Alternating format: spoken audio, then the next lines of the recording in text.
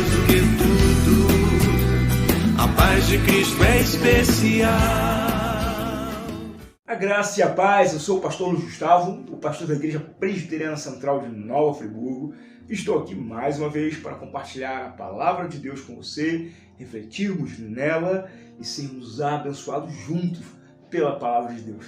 Dando sequência na nossa série desse ano, que é a beleza oculta dos Salmos, né? A beleza que não está tão clara para mim e para você aqui, e eu quero tentar compartilhar um pouquinho. E o salmo da nossa meditação hoje é o salmo de número 9. Então abra sua Bíblia aí no salmo 9.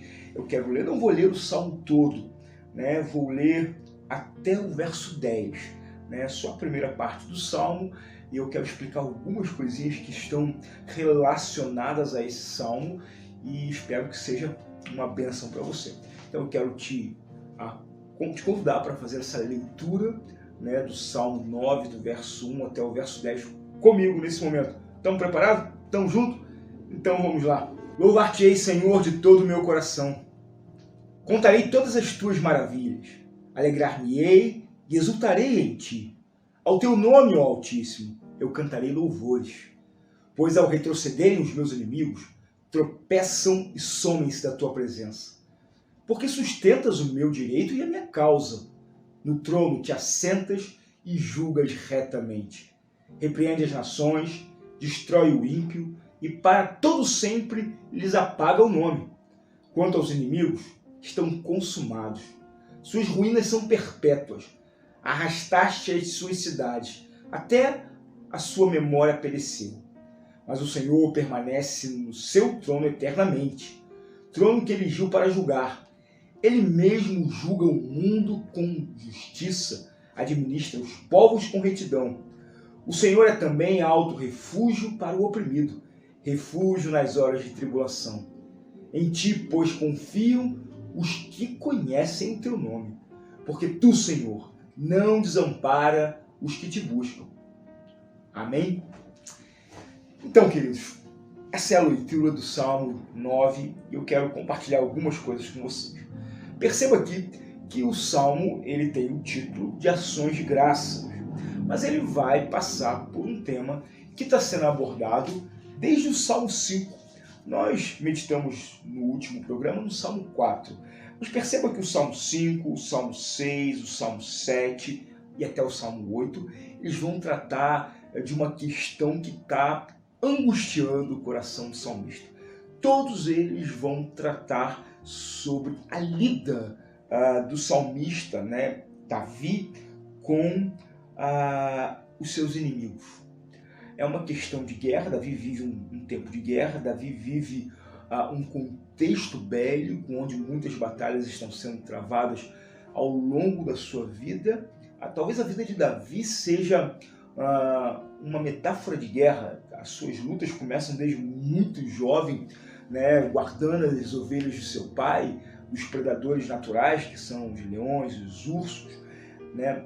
Mas Davi também inicia o seu ministério público tendo que enfrentar um gigante chamado Golias, e guerras não são o que lhe faltam ao longo de sua vida e ao longo de seu ministério, né? Ao longo de seu reinado. O seu reinado é marcado por muitas lutas, diferente do seu filho Salomão, que não trava luta nenhuma, porque o reino já está expandido, porque o reino já está consolidado pelas guerras que o seu pai travou. Ou seja, muito da paz que nós vamos viver na nossa vida vai ser conquistado através de algumas batalhas. Não tem paz se não tiver guerra, não tem vitória se não tiver guerra. Essa é uma metáfora que nós vamos trazer para a nossa vida através dos Salmos. No Salmo 5 ele vai ter que lutar contra os ímpios e pede a Deus proteção contra os ímpios, né? No Salmo 6, Davi tendo que lidar com os ímpios e com seus inimigos, pede misericórdia a Deus, né? Mais uma vez no Salmo 7, Davi vai pedir para que Deus o defenda contra os seus inimigos. Uma questão muito comum na nossa vida, que nós lidamos com alguns inimigos que são muito mais fortes, e se não for Deus na nossa causa, nós estamos liquidados, né?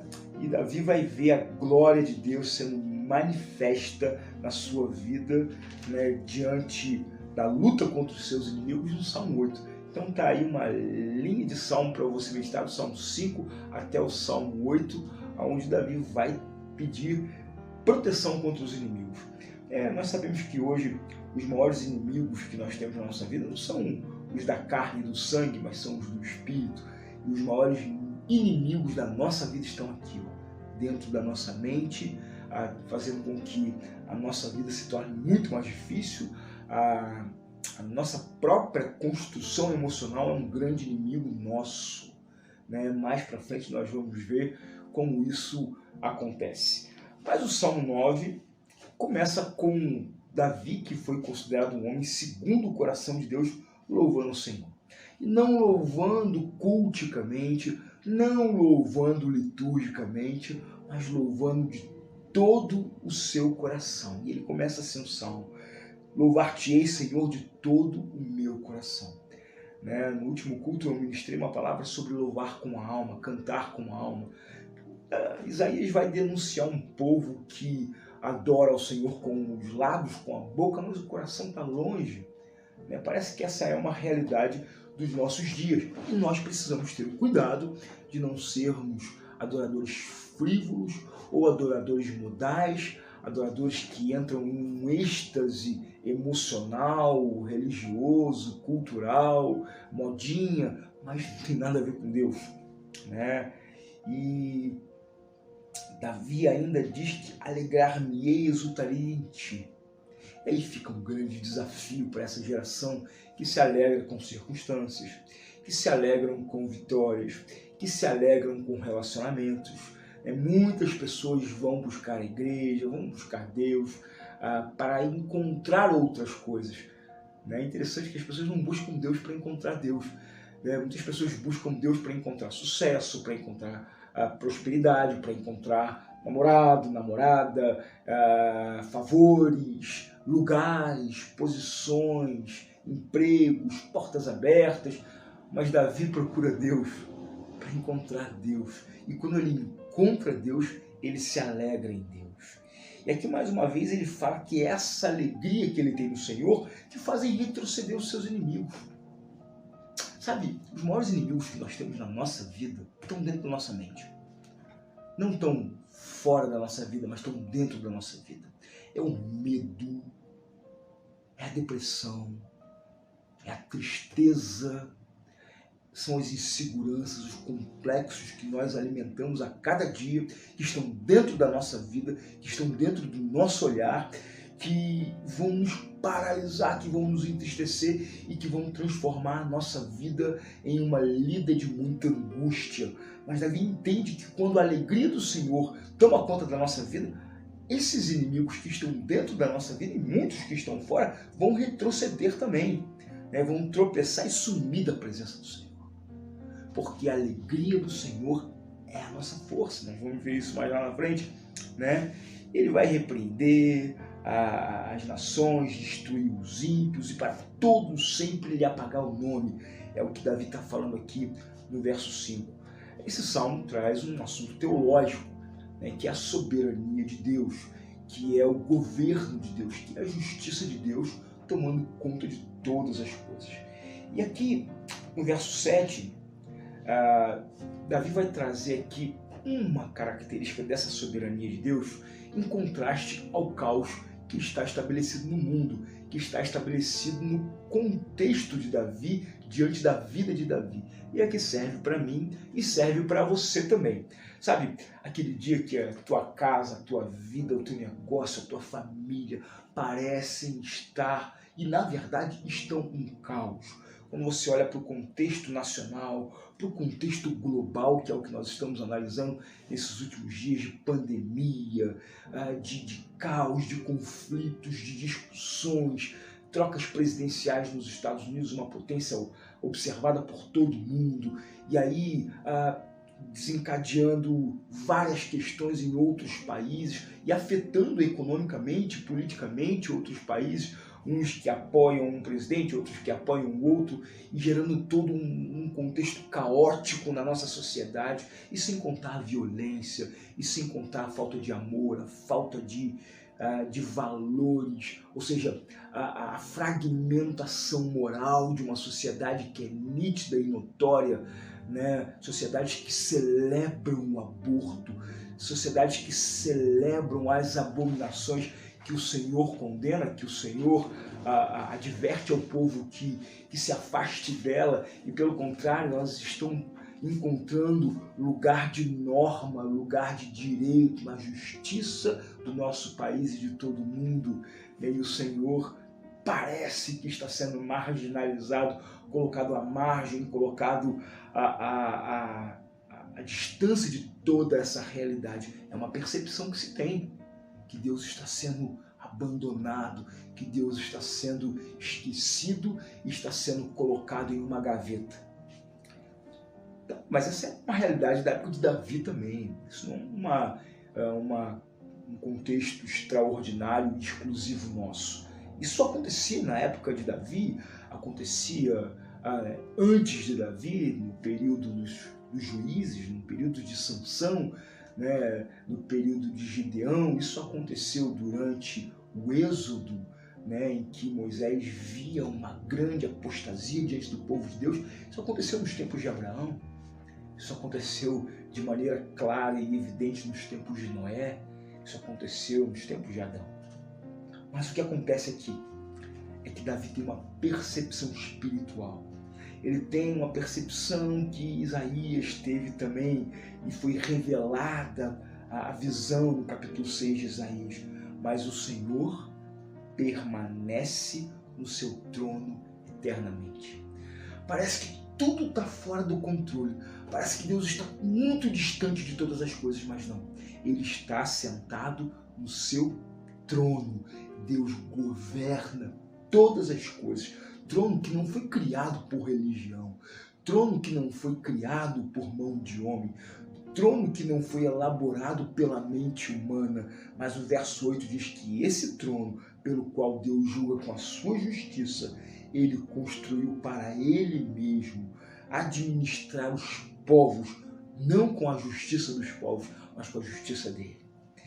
Querido, ele há de julgar, ele há de colocar justiça sobre o nosso povo. Ele nos deu a liberdade, não livre-arbítrio, porque nós não temos livre-arbítrio. Isso é uma mentira. Nós temos uma liberdade de agência. Ter livre-arbítrio, deixa eu te explicar uma coisa, significa que você tem controle, que você tem autoridade para determinar o fim da sua escolha. Mas o que nós vemos é uma geração que não consegue determinar o fim de sua escolha.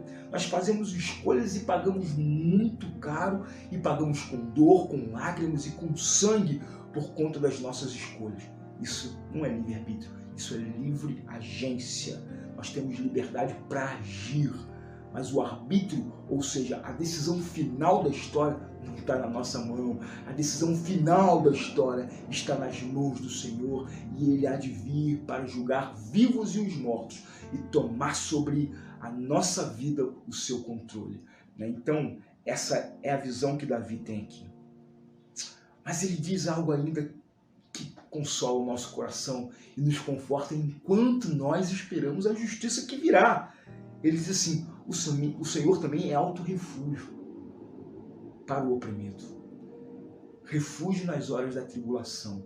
Uma alusão que está muito clara na mente dos salmistas todos. Nós vamos ver isso de uma maneira tão bela lá no Salmo 46, o salmo que certamente nós vamos contemplar aqui nessa série, né? O Senhor é alto refúgio. O que é um alto refúgio? O alto refúgio é um lugar de segurança que não pode ser atacado, que não pode ser tomado, que não pode ser derribado pelo inimigo e tomado pelo inimigo.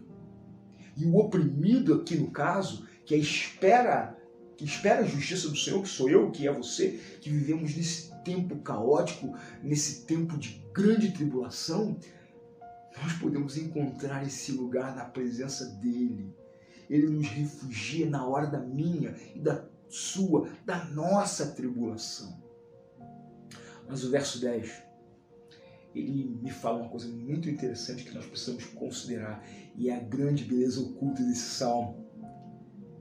Ele diz assim: em ti confiam os que conhecem o teu nome. Tem muita gente aí, gente, querendo confiar em Deus sem conhecer o nome de Deus. Tem muita gente querendo receber as bênçãos do Senhor sem conhecer o Senhor das bênçãos.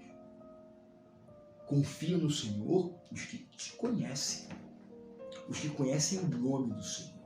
Então, querido, se você é alguém que conhece superficialmente o Senhor, se você é alguém que conhece de longe o Senhor, passe a conhecer Ele de perto. Passe a andar pertinho dEle. Passe a andar bem junto dEle, que Ele te dará a senha, que Ele te dará o caminho para que você encontre o alto refúgio no dia da tua tribulação.